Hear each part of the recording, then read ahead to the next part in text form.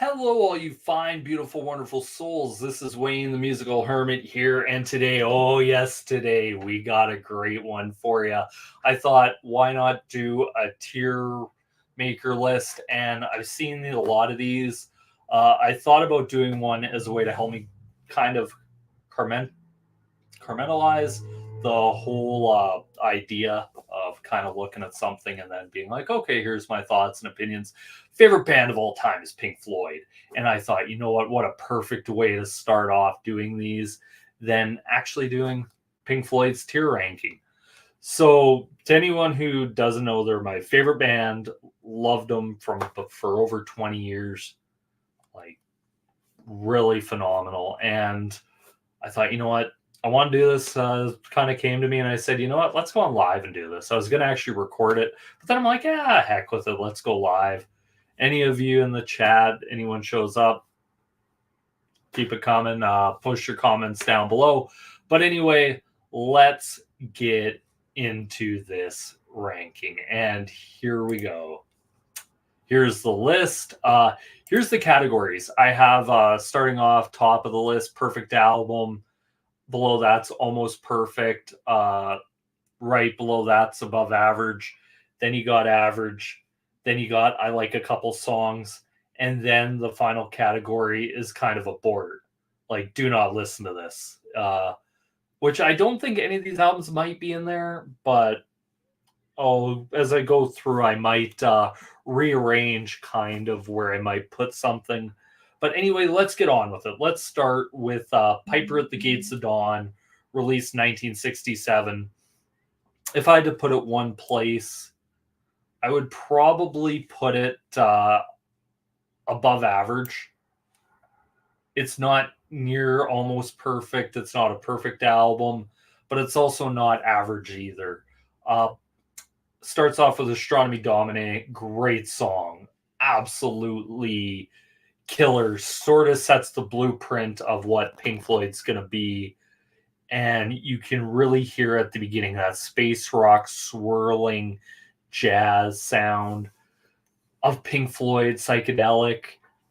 You have songs like Astronomy Domine, the very poppy Lucifer Sam's on here, Bike's on here, Interstellar Overdrive, Power Talk H. There's a lot of great material here to really focus on and to sink your teeth into. For me, though, it is an above average album if we're looking at this through just the lens of the Pink Floyd discography. On to album number 2, Saucerful Secrets.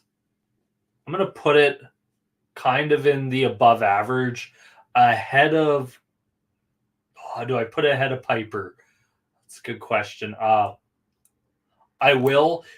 It's very much a darker album. You can really tell the difference between the two albums. Like once Syd Barrett was pretty much jettisoned from the band, and Pink Floyd kind of doing this. Let There Be More Light was a fantastic opener. Great bass line throughout that song. First time you really start to hear David Gilmour. Corporal Clegg's on this. Highlight for me on this album is Set the Controls for the Heart of the Sun is an absolute awesome song. Very much one of those like slow, brooding kind of Pink Floyd songs, very dark. Then you get the experimental Saucerful Secrets, which features at times some fantastic Nick Mason drumming, where it sounds like he's drumming around the riffs and stuff. David Gilmour just going insane with what is it? With a just metal across guitar strings and making noise. And you also had Rick Wright and Roger Waters into that. It's quite the mix. I have to say, I think the best part of the song at the end is the ending, where it's kind of like this choir of do do do do do kind of gives it this very haunting, brooding mood. But it is a good, really, really good album. Next album for on the list is More. Ooh, where do I put More? Ooh.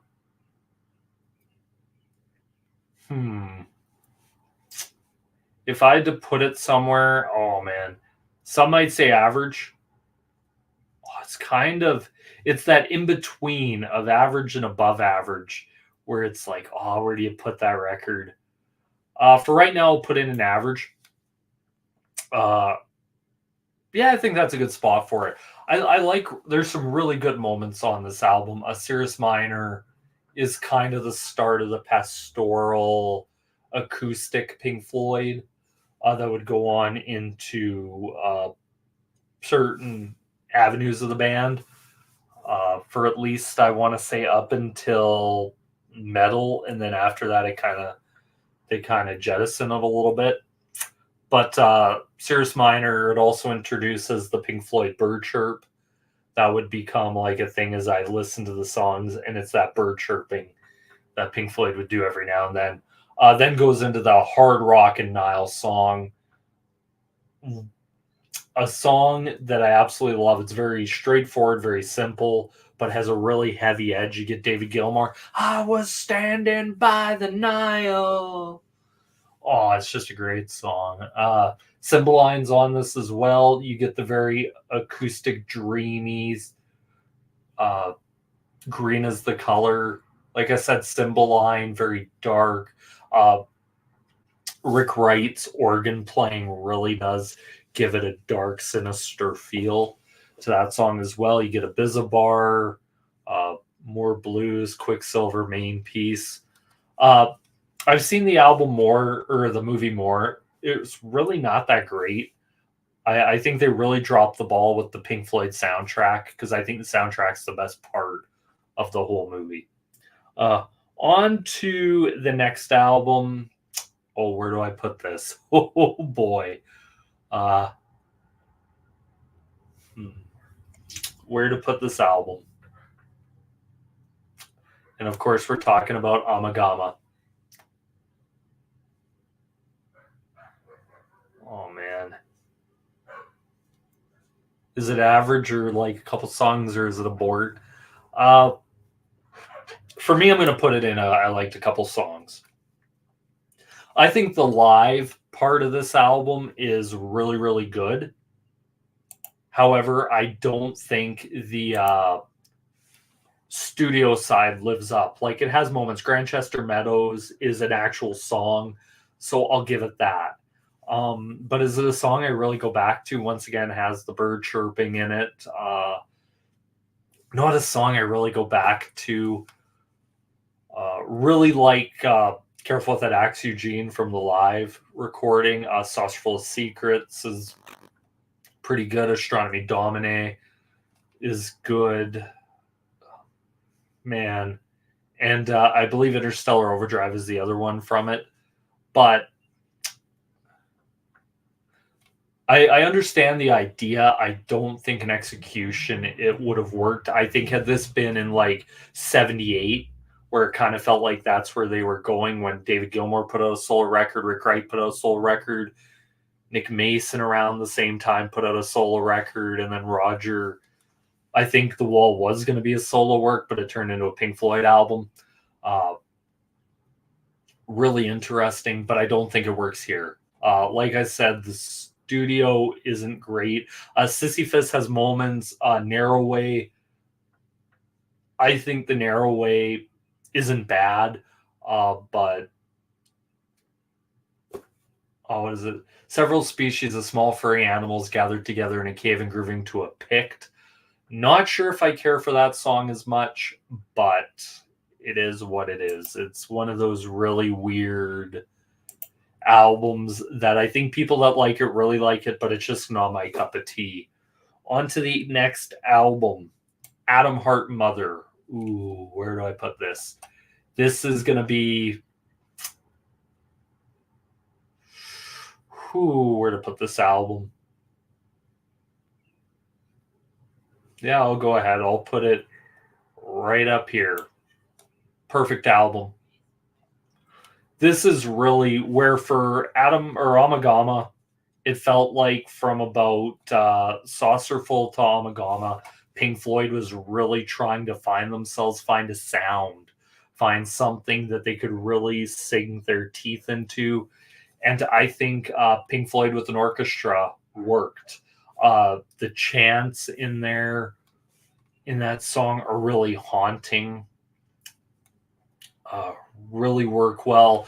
The instrumentation, that main theme of dun dun dun dun dun dun dun dun dun dun dun dun dun dun dun. It's fantastic, and then you add in there David Gilmour's just amazing guitar playing on this. Not only that song, but the whole album. This is really the album where I think David Gilmour broke through with the band and kind of helped them realize their potential. Where you add these amazing guitar solos, not just with Adam Hartmother's Suite, stuff like Funky Dung and that from the Suite, but there is some really good stuff. Fat Old Son features a great guitar solo at the end of that. David Gilmour vocally is on fire on that. And then you get If, where I think one of the most criminally underrated parts of David Gilmour's playing is how good of a slide player is. He is absolutely phenomenal, start to finish. I think this is a perfect album. Alan Psychedelic Breakfast, I like it. I know there's people out there that think it's a little bit cheesy, maybe a little bit contrived of a roadie pretty much cooking his breakfast. But there's parts of that where I'm like, oh my God, where it goes back to like the title track and it's repeating themes, kind of bringing back themes from the album. Summer of '68, a great Rick Wright piece. I always love hearing Rick Wright vocally having his time to shine. And it's a great record. It's, for me, perfect. Oh man, now we're getting into one. When you think Adam Hart Mother, some might not agree with me. Metal. Perfect album. For me. Start to finish, one of these days. Oh man. Actually, you know what? Almost perfect. Almost perfect. I forgot one song. Yep. I always forget about it whenever I listen to this. But Metal is bookended by two really great songs. One of these days, listening to it, the use of a double driving bass of Waters and Gilmour both playing bass at the same time and kind of giving it like this. I kind of look at it this way: where would like electronic music be without one of these days? It has a really groovy kind of like sick bass line. You add the organs where it's like as a kind of like they're going through it, and then it's like kind of a shock to the system with the organ. Also, you get just some absolutely phenomenal slide guitar in that from David Gilmour. And then you get Nick Mason singing, "One of these days I'm going to cut you into little pieces." Man, it's really up there. Also for this album, you get into like Fearless, A Pillow of Winds, Saint-Tropez. I really like Saint-Tropez. I know there's people out there that don't. I love the poppiness of it. It's kind of upbeat, kind of jazzy. It has its own kind of feel to it. Seamus is really the only song where I'm kind of like, oh man, if they would have just left that off. But then you get into what I would call one of the greatest songs ever issued on record. You get Echoes. The sonar ping from Rick Wright's keyboard, just as something as beautiful as ping. And then you get goes into David Gilmour just giving these beautiful melodic guitar lines throughout the whole thing. And I love how the song builds. It starts off in this kind of like starts off in like first gear, and as it goes up, it starts building. It builds, it builds, it builds, it builds. You get this weird middle section where it kind of takes it back. Then you get the reemergence, and you get like this build, build, build, build. Almost you can't take anymore, and then they come back in with vocals, and it really works. And then it ends with this amazing interplay of David Gilmour and Richard Wright. And I think that's one of the most criminally underrated parts of the Pink Floyd sound is those songs where Dave Gilmour and Rick Wright get these moments to really just, it kind of feels like, oh, you're playing that? Okay, I'm going to play this type moments. And for me, it works. And it's absolutely beautiful. It's gorgeous. It's lush. It really is a great album. Not quite perfect, but almost there. On to the next album on the list is Obscured by Clouds. Oh, man. This is... Do I put it here? Where do I put this? I'm going to put it in almost perfect. Behind Metal. I love this record a lot. I know as soundtrack, there's a lot of people that don't consider it a Pink Floyd album. It's kind of the music for the film Lava Lee. I think this is quite a lot better than More. And there is some killer songs off here, whether you get Obscured by Clouds, When You're In, The Gold Is In The, which really is one of the most upbeat Pink Floyd songs with a killer guitar solo. Kind of gave the feeling of where Dark Side of the Moon and Future was going. You get Childhood End on here, Free For. The great song Stay, criminally underrated. Rick Wright. Oh, man, just amazing. You get some great kind of slide playing on there. You get some guitar playing. You get really good bass keyboards. You get Mudmen on there. End of the album kind of felt like it was Pink Floyd kind of saying bye to their kind of underground roots, and we're going to go make one of the greatest albums of all time. On to the next album for me. The Dark Side of the Moon. Where did I put this album? Perfect. Definitely. Come on, move over there.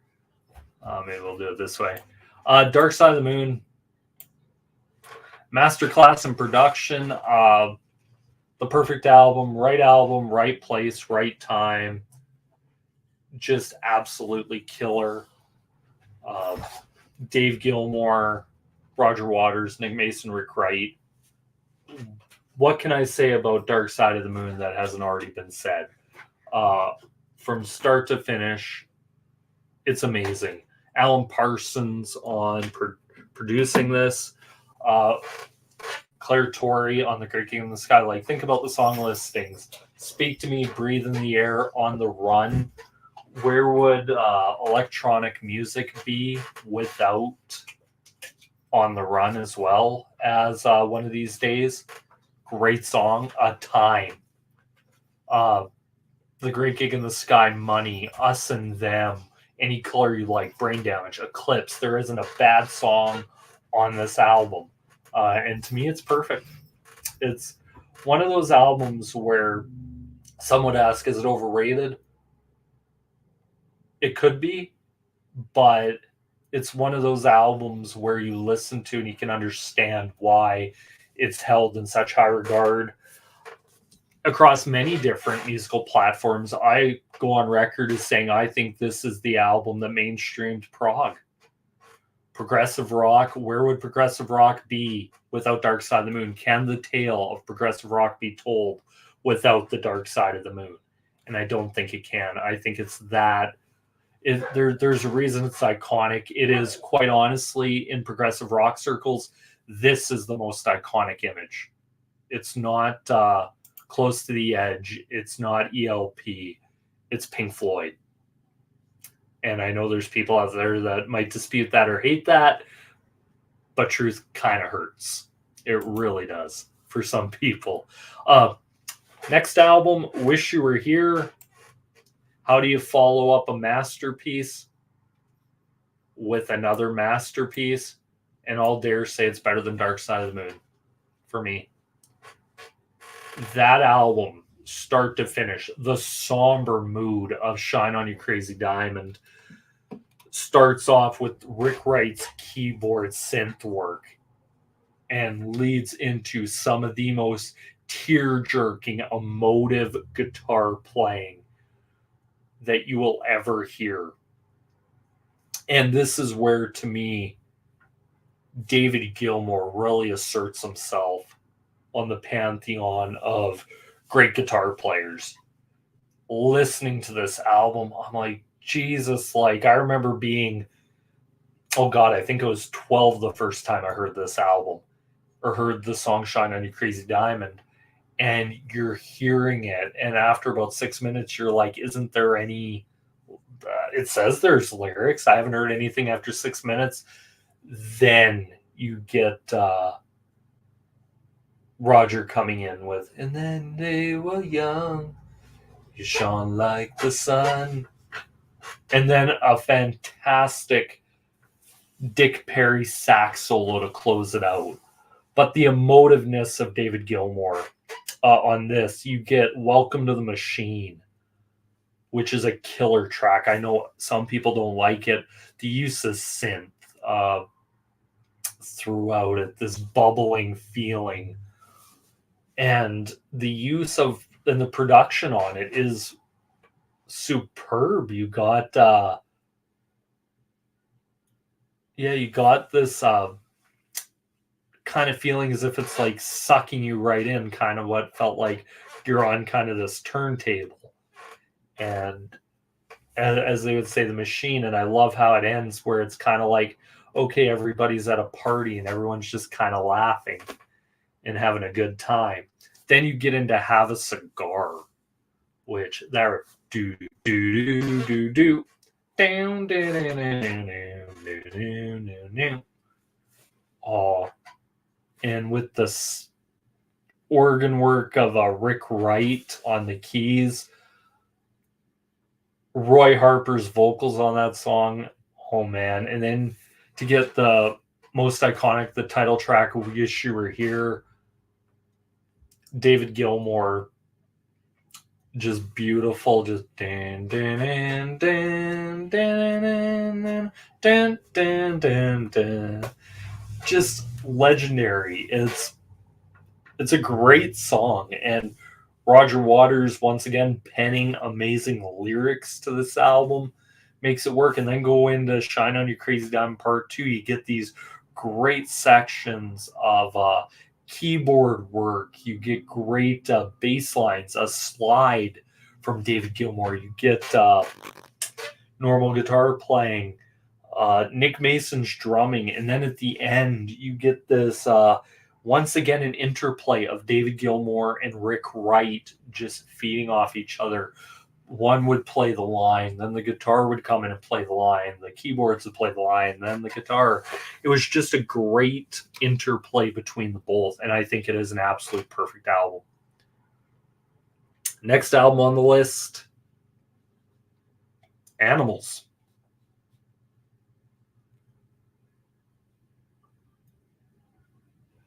Yeah, I think I'm going to put that album there. Perfect album. How do you follow up a masterpiece again with another masterpiece?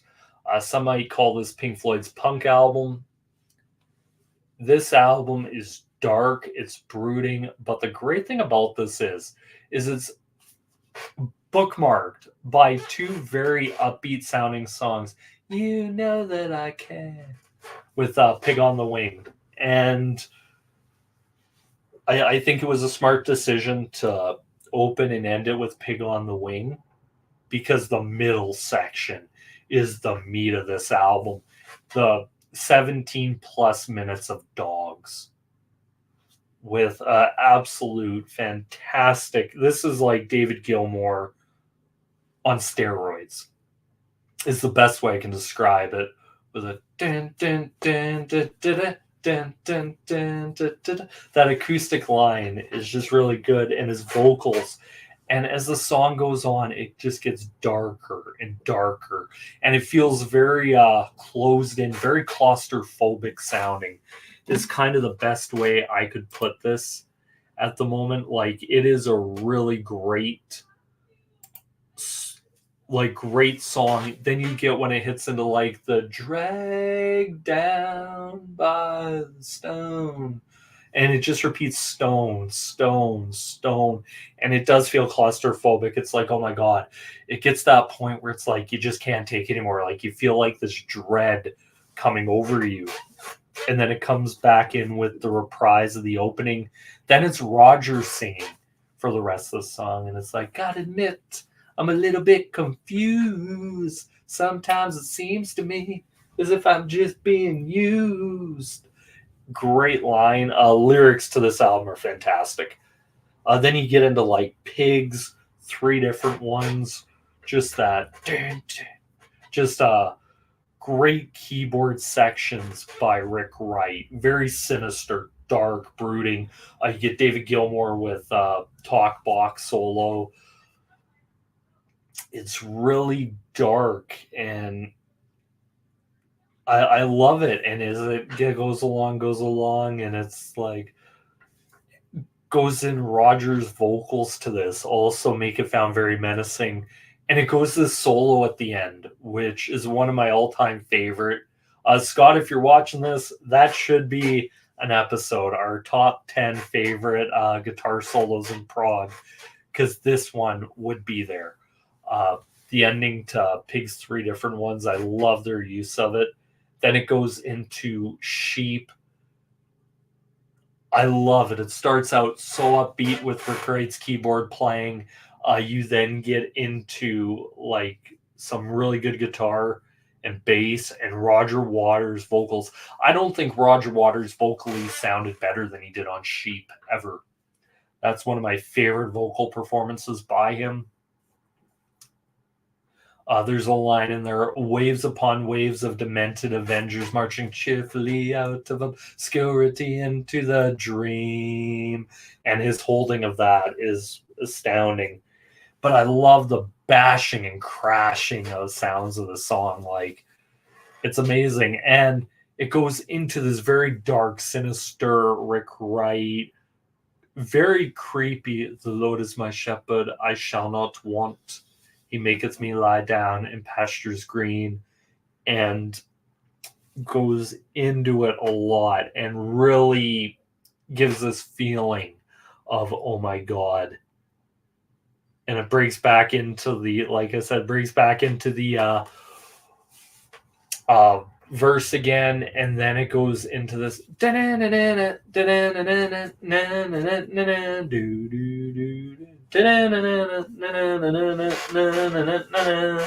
it's just awesome to listen to. I could listen to this song all day. It's one of those great Pink Floyd moments, and then it ends with Pig on the Wing Part 2. Like I said, it's a great bookend of the album. On to the next album on the list. This might be a very controversial pick. To anyone who knows me knows my feelings on this album. I'm going to put The Wall right here. And some are probably going to be like, how dare you put The Wall there? There's a reason for it. I know a lot of people love this record. I know Mike Portnoy and many other people cite it as a huge influence. For me, quite honestly, looking at it, I have to say I like it. I think the moments on this album are very high. But I also think some of the lows are really, really low. And some might ask, I think this album it sounds good. Like, the drums on it sound good. The bass sounds good. The guitars sound good. Everything sounds good. But when you're looking at a concept album, and I know I'll take a lot of flack for this. I don't think the concept worked. I think the story is mainly my issue with this album. Not just the story, I think the track placing, I think some of the decisions to put certain songs here, put certain songs there, doesn't work. And I think if this album is one album where I think if it got retracked and some songs jettisoned for some of the stuff left off the album, I could actually see an album here where narratively it would make more sense. I think it starts off really strong with In the Flesh, The Thin Ice, Another Brick in the Wall, Sweet. First change I would make is I'd put Goodbye Blue Sky ahead of Mother. I think it just works a little better because then you move into Mother, you can move into Empty Spaces, Young Lust, then move into different other songs. My problem with this album is it's always ended wrong for me. I always thought the ending to this album should have been Goodbye Cruel World. And I know some say, well, you gotta listen to this is the reason I seen a Sea of Tranquility's live stream on there talking about this album. I think Goodbye Cruel World should have closed this album. I think it's the logical closer. I think it really leaves it open for people to say, well, what happened? It kind of leaves it. Because I look at The Wall, I look at the next album, and I look at The Pros and Cons of Hitchhiking, all as kind of a trilogy of albums for Roger. Comfortably Numb, Run Like Hell, Young Lust.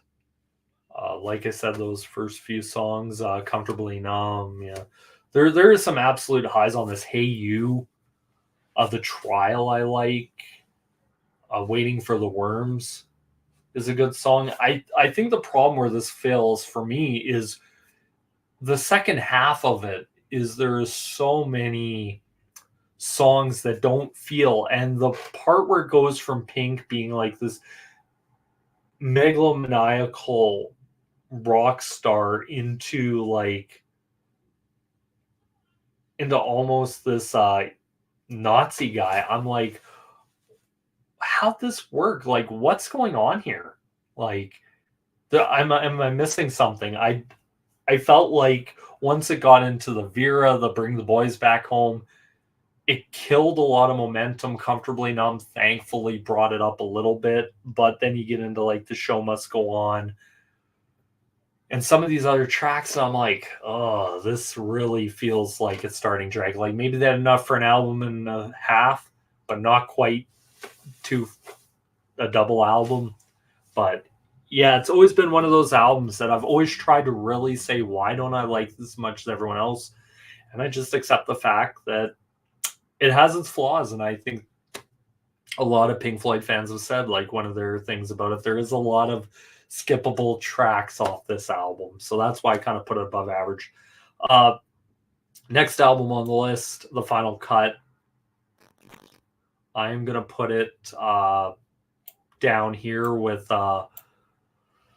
Amagama. Liked a couple songs. Gunner's Dream, Not Now John. The Final Cut, the title track, Two Suns in the Sunset. It's not quite average. I think it's below average considering how many songs are on the album. I don't like half of it, so I can't call it average. But I think it is a step below. I think I really believe that this album, I know a lot of people love it. A lot of people call it a lyrical masterpiece. It's just, I don't know. It's just not, it's not my favorite Pink Floyd album, if that makes sense. Like if I had to go back and listen to it, I remember I listened to this album a lot.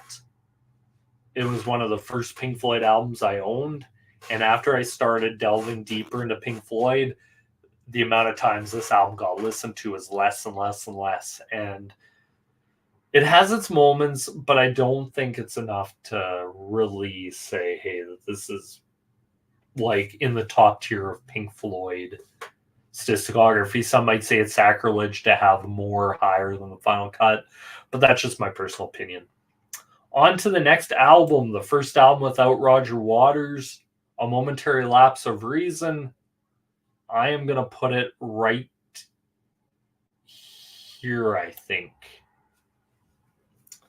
This is a stellar record.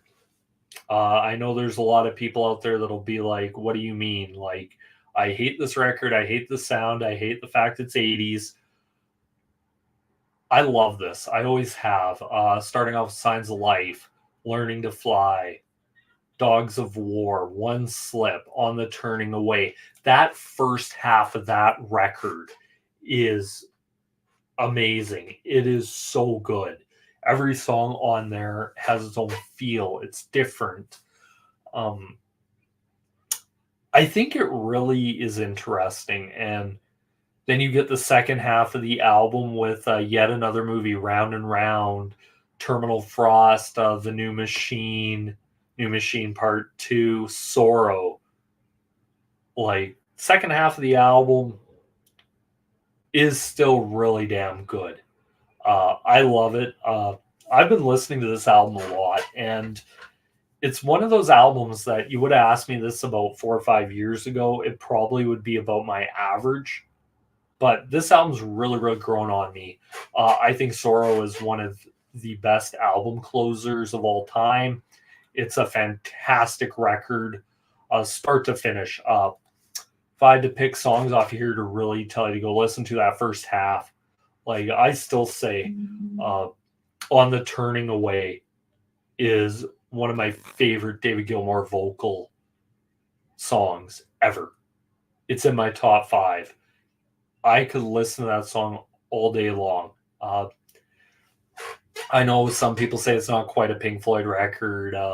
It's just really Gilmore Mason writes kind of there as a guest musician, but it kind of feels like Pink Floyd's getting back to what they do good, and that's writing good songs and sounding great. And I'll always say, like, you look at, I know a lot of people talk about other people on this record is like, oh, we had to bring in a bunch of writers and other people to help them work on the album.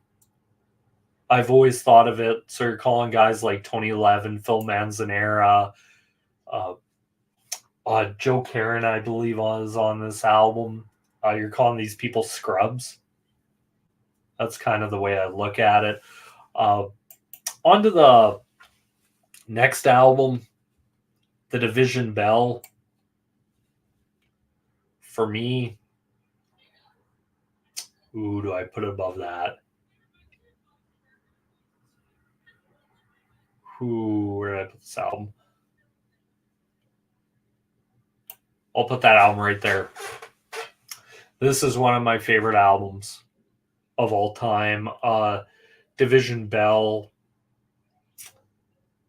Cluster 1, What Do You Want From Me, Pulls Apart, Marooned, Great Day for Freedom.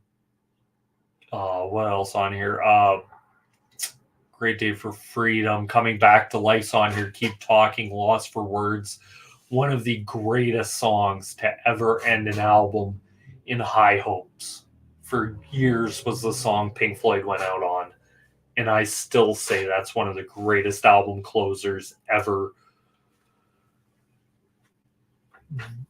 Oh, man. Like, Take It Back's also on this album. There's Not a Weak Moment on it. There's not a weak song. Oh, almost forgot. Wearing the Inside Out, the last song Rick Wright ever sung in Pink Floyd, as one of the best, most emotionally charged Pink Floyd songs. Like, that song always almost brings me to tears with its beauty and the message behind it. And that line where David Gilmour said he's seems like he woke, or something like it's been so long since he spoke. If he wants the words, he can have them right from my mouth. And it gave Rick Wright, like, it always sends chills up and down my spine thinking about Wearing the Inside Out. It's a fantastic song. If you haven't heard it, listen to it. It's amazing. This whole album is a masterclass, not only in production, in guitar playing, and music. There's not a weak moment on it. Uh, and I know for all the crap Polly Sampson takes about some of her writing, she was good on this. Keep Talking is a great song.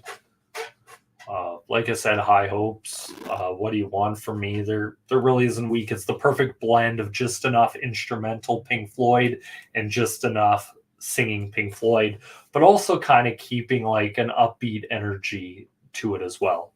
Now on to the final album, The Endless River. Ooh. Where did I put this? I'm gonna put this below. I think, yeah, right about there, right about average. Uh, there's moments on it I absolutely love, but there's always that feeling I get where this kind of felt like this should have been this is a box set. That it was more meant for a Division Bell box set than it did its own album. I'll always stand by that. It's all right. It's something that's never really hit me. Maybe in a couple more years of listening to it, it might. But yeah, the more and more I listen to this, anytime I listen to this, it makes me want to listen to this 10 times more because I'm like, this is perfect. This has issues. But yeah, that's my tier ranking right now for Pink Floyd. As you can tell, let's see if there's anything else I kind of want to change here. No, Wish You Were Here's there. Animals, Division Bell, Dark Side, Adam Art Mother. Yeah, those are that's pretty good there. Metal, Momentary Lapse, Reason, Obscured by Clouds. Yeah, that sounds about right. Well, yeah, that looks right to me. Like there's nothing I would have in the abort section of this. Liked a couple songs. Yes, those that sounds about right. Average, above average. So yeah, kind of feels like the list. Anyway, that's my stream, guys. Tried to kind of keep this as short as I could. I know it kind of got a little bit long here, but figured, you know what, give it a shot. Check me out on the Prog Corner this coming Sunday. We're going to be talking about our top 5 underrated albums in prog. So that should be a great time over on the Prog Corner with the great Scott Lade, Cody Brockway for Brockway's Vinyl Bites, and the All-Star panel. But there it is, the Pink Floyd ranking. Comment down below, tell me what you think. Where would you switch some albums? But anyway, once again, I have to say thank you guys so much for watching. It really does mean a lot. This is me here signing out. Peace.